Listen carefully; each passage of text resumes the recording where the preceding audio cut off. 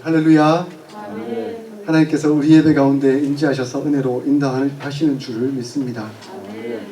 아멘. 이렇게 분주함 가운데 또 아침에 너무 정신없이 이 차량에 문제가 생기고 또 1시간이나 지체가 되는 상황 가운데 당황하기도 하고 염려하는 가운데 하나님 도와주세요. 하나님 빨리 가야 되는데 어떻게 합니까? 하나님 도와주세요.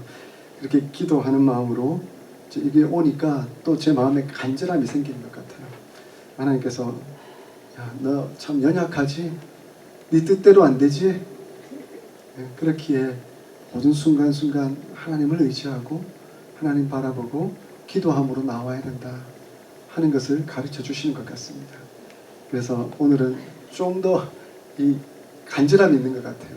그래서 하나님 이 설교 시간마저도 도와주시고 인도하여 주십시오. 사실은 오면서 그런 상황이 묵상하면서 와야 되는데 상황이 생기고 나니까 막 모든 게 다 까먹어지고 백지 상태로 하얘지는 그런 경험을 합니다. 그러나 이 순간, 이 상황 속에서는 성령 하나님께서 더 주관하시고 은혜로 인도하여 주실 줄 믿습니다. 아멘.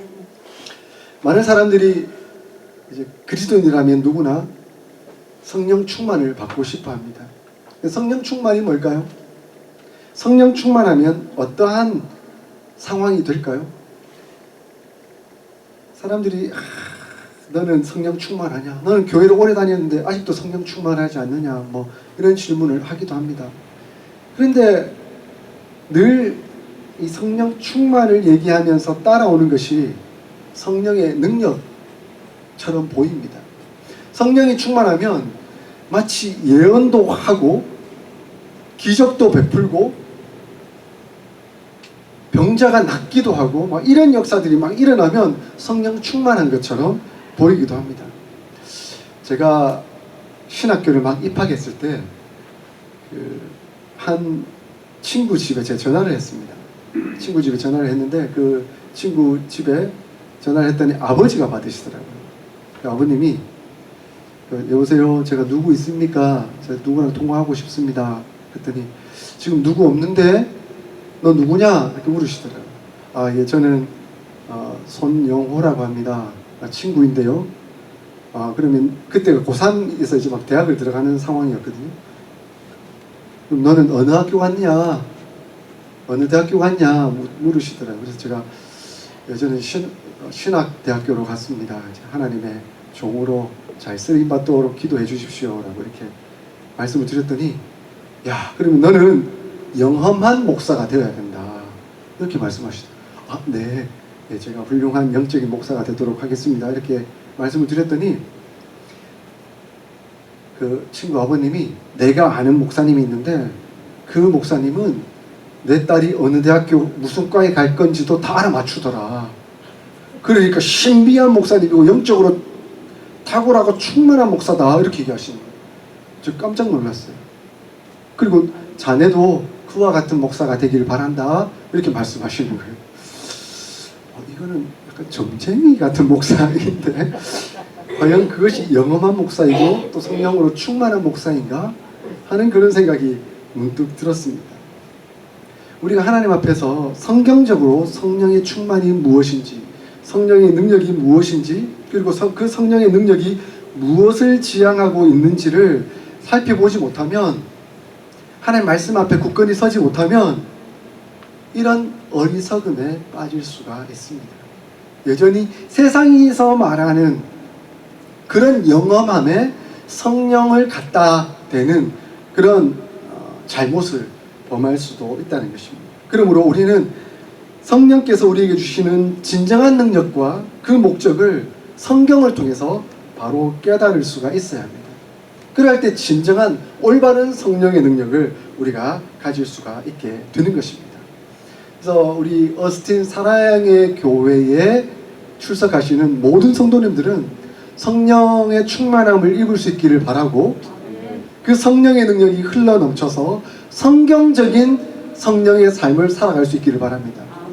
세상에서 말하는 그런 능력 말하는 것이 아니고 정말 성경 말하는 성령의 은사와 능력이 우리 가운데 통해서 흘러넘치기를 간절히 소원합니다.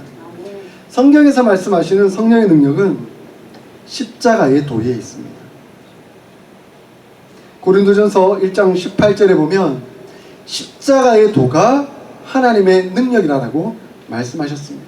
멸망하는 자들에게는 어리석은 것이지만 구원을 얻는 우리에게는 하나님의 능력이 됨이라 라고 말씀합니다. 성령의 능력은 곧 십자가의 도를 통해서 나타나게 됩니다. 제가 지난 3주간을 통해서 십자가의 삶은 어떠한 것인가 라고 말씀을 드렸었습니다. 그죠? 우리가 하나님 앞에서 연약함을 인정하고 죽고 그리스도와 연합하는 그것이야말로 십자가의 삶을 사는 것이라고 말씀을 드렸습니다. 그러니까 우리가 성령의 충만함을 입으면 나는 연약한 존재입니다. 나는 아무것도 할 수 없습니다. 나는 하나님 앞에서 정말 죄인일 뿐입니다. 그러므로 하나님 바라봅니다. 하나님 의지합니다. 하나님 도와주십시오. 그렇게 고백할 수밖에 없다는 것입니다.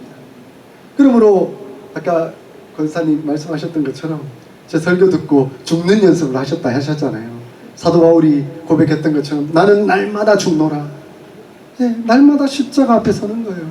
성령의 충만함을 입으면 날마다 십자가 앞에 서서 하나님 나는 오늘도 죽어야 합니다.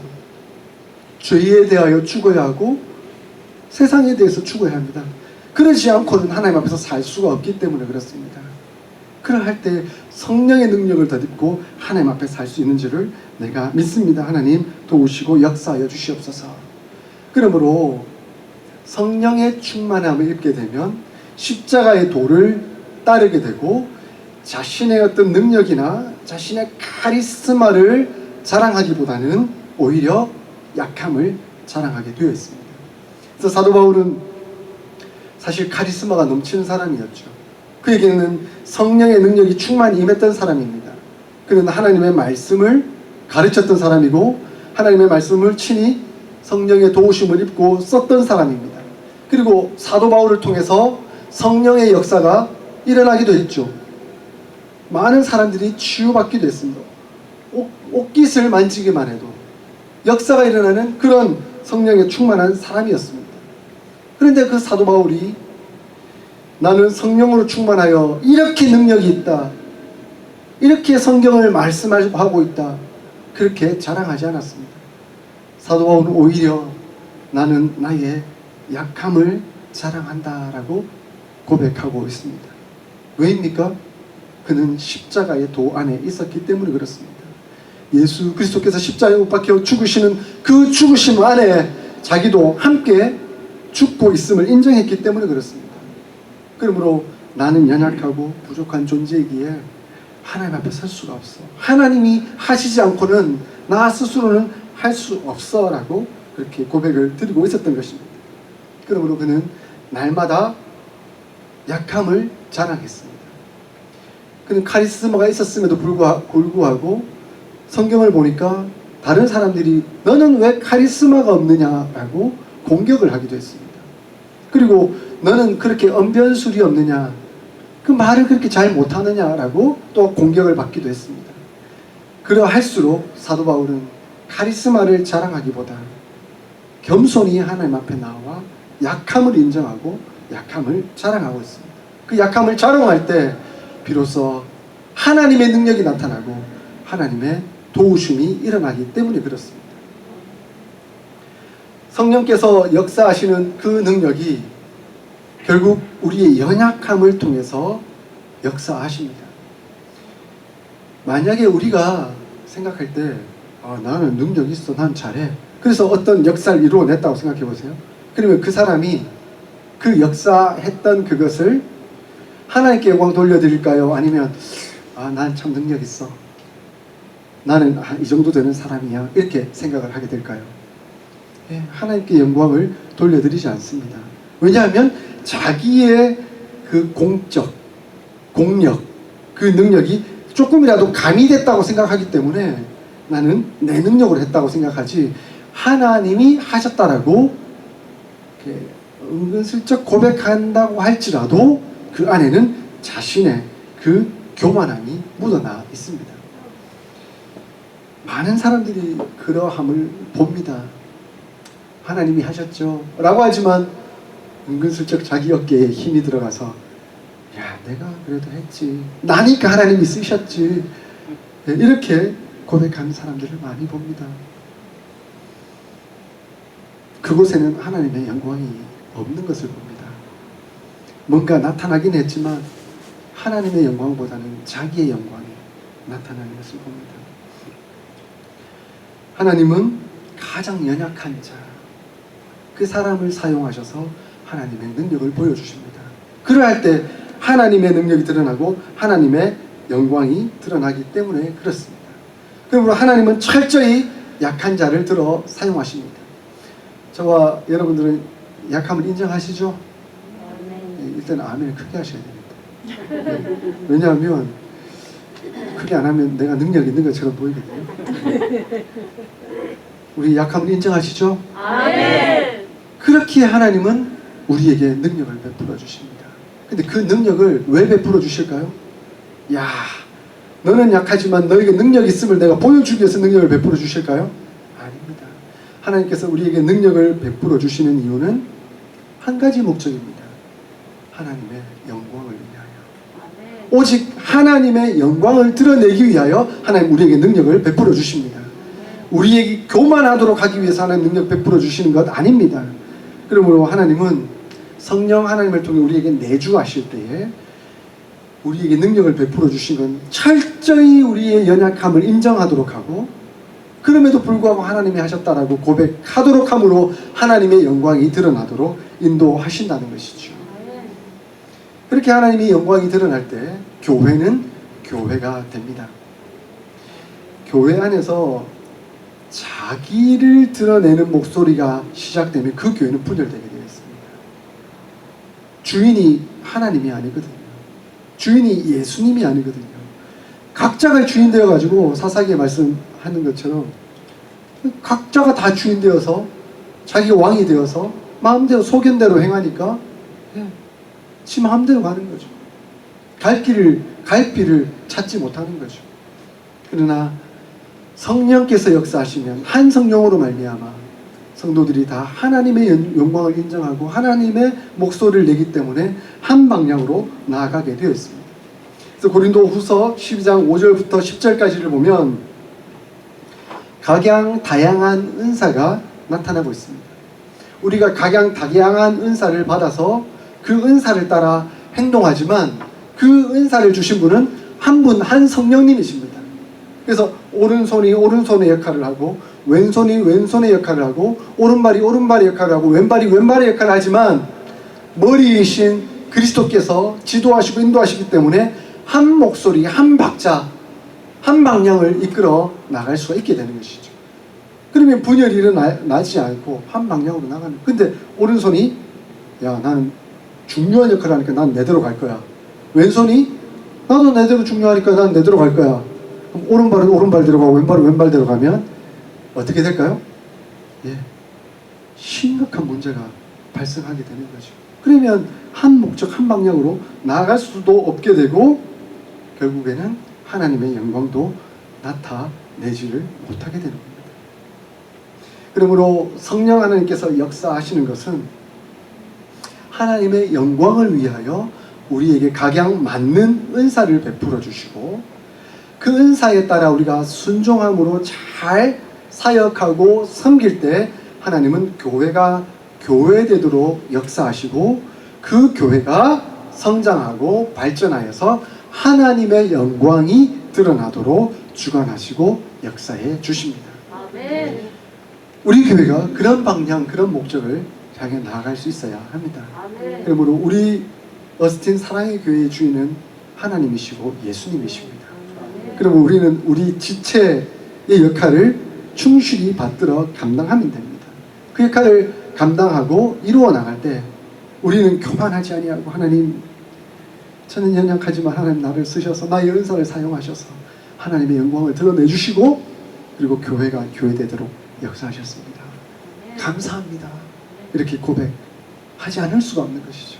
그러면 나는 겸손하게 되고 그 겸손함을 통해 성령의 인격을 닮아가게 되고 그 성령의 인격을 통해 예수 그리스도의 사역이 우리를 통해서 이루어지게 되는 것이죠.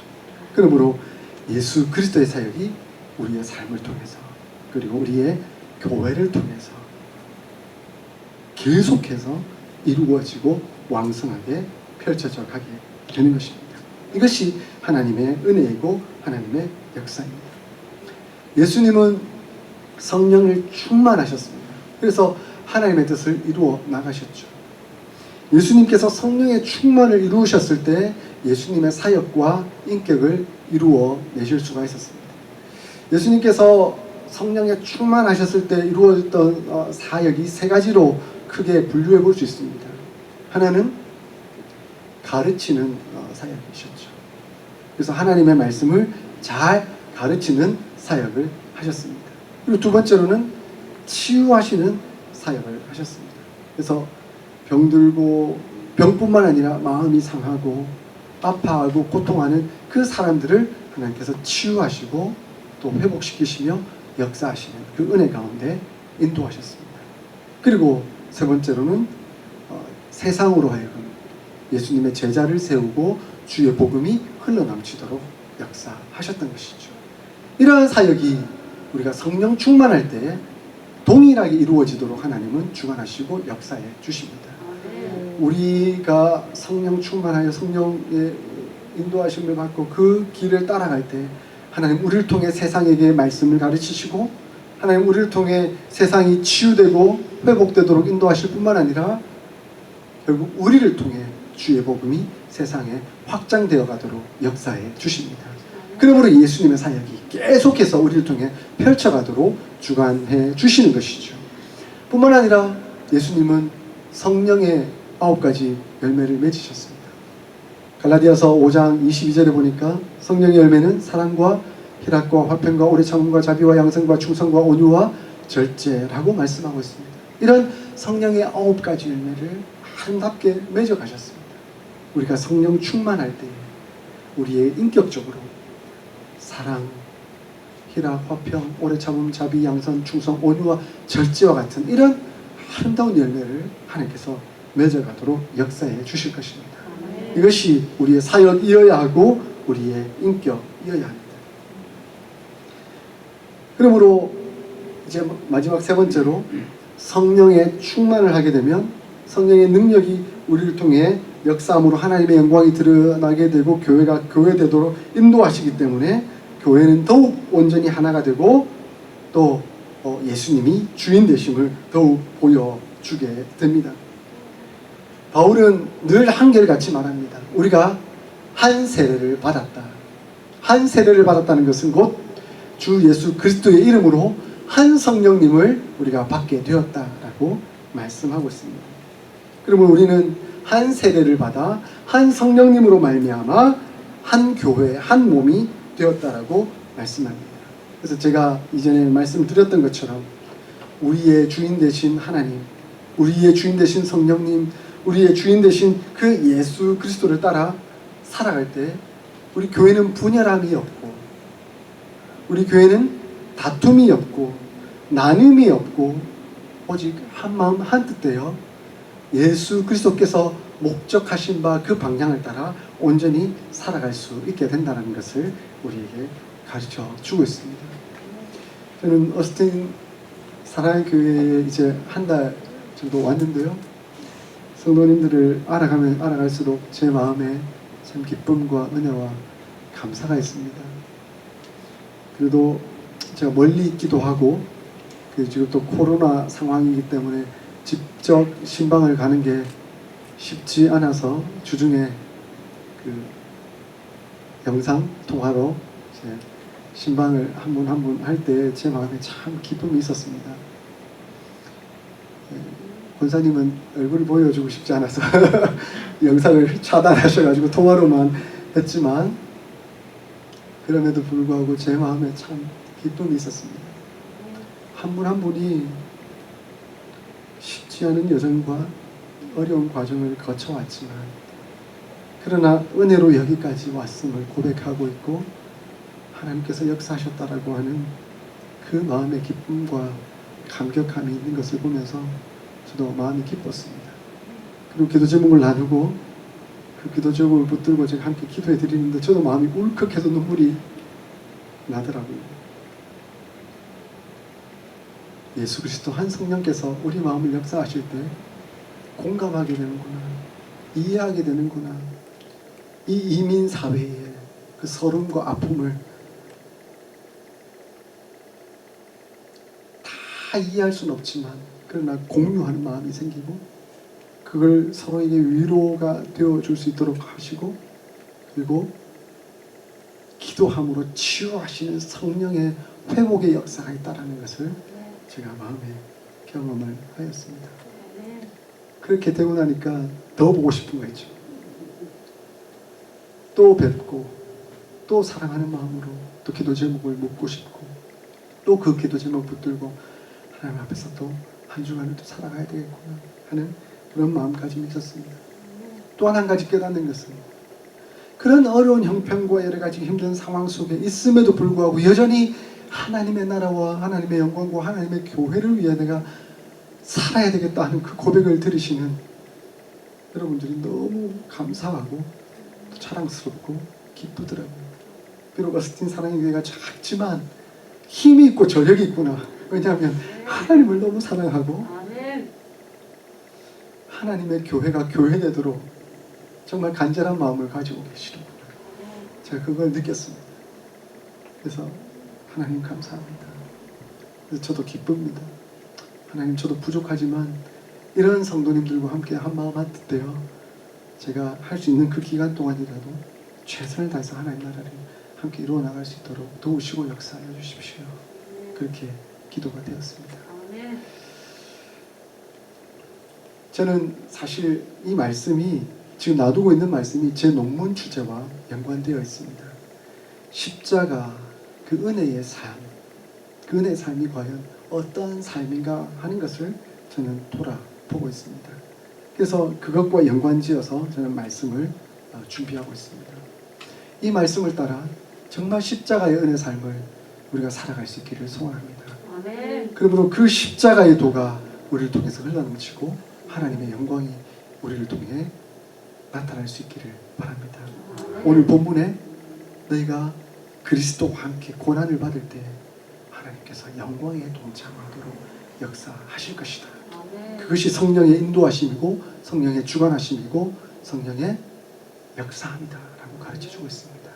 그 성령의 충만함을 받고 은혜 가운데 살아가는 저와 여러분들이 다 될 수 있기를 주의 이름으로 축복드립니다. 아멘. 기도하겠습니다. 하나님 아버지, 이 시간 하나님의 말씀을 들었습니다. 성령 하나님께서 우리 가운데 임재하시고 주관하시고 역사하실 때에 우리가 하나님을 아빠 아버지라고 부를 수 있도록 주관하시고 역사하실 뿐만 아니라 우리가 하나님의 자녀가 되고 또 하나님의 자녀로서 받을 수 있는 그 보증을 누릴 수 있다라고 가르쳐 주십니다. 하나님, 우리가 감히 하나님을 아빠 아버지라고 부릅니다. 하나님 아버지, 이 시간 임재하셔서 우리의 마음을 다스려 주시고 주관하시고 아버지로서 만지시는 그 하나님의 손길을 경험하며 누릴 수 있도록 인도하여 주시옵소서. 아멘.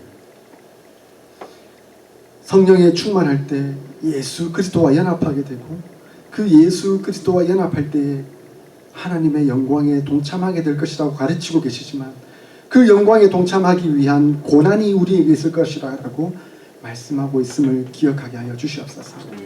하나님, 우리가 너무 영광에 도취되어 고난을 잊어버리는 삶을 살지 않도록 불쌍히 여겨 주시옵소서. 그래서 예수 그리스도의 십자가의 삶을 살 때에 하나님께서 우리를 영광 가운데 인도하심을 믿고 우리가 스스로 영광에 나아가려고 차지하려고 하는 그런 어리석음을 범하지 않도록 도우시고 역사하여 주시옵소서. 어스틴 사랑교회를 축복하여 주시고 어스틴 사랑의 교회를 통해 하나님의 은혜와 복이 흘러넘치게 하여 주시옵소서. 예수님의 사역과 예수님의 인격이 세워지고 흘러넘칠 수 있도록 인도하여 주시옵소서. 하나님께서 주관하시고 역사하여 주실 줄 믿습니다. 하나님, 이 시간 우리가 주님 앞에 나올 때 빈손으로 나오지 아니하고 헌금을 드립니다. 이 헌금을 하나님 받아주시고 하나님 기뻐하시는 은혜 가운데 이끌어 주시옵소서. 감사하며 예수님의 이름으로 기도드립니다. 아멘.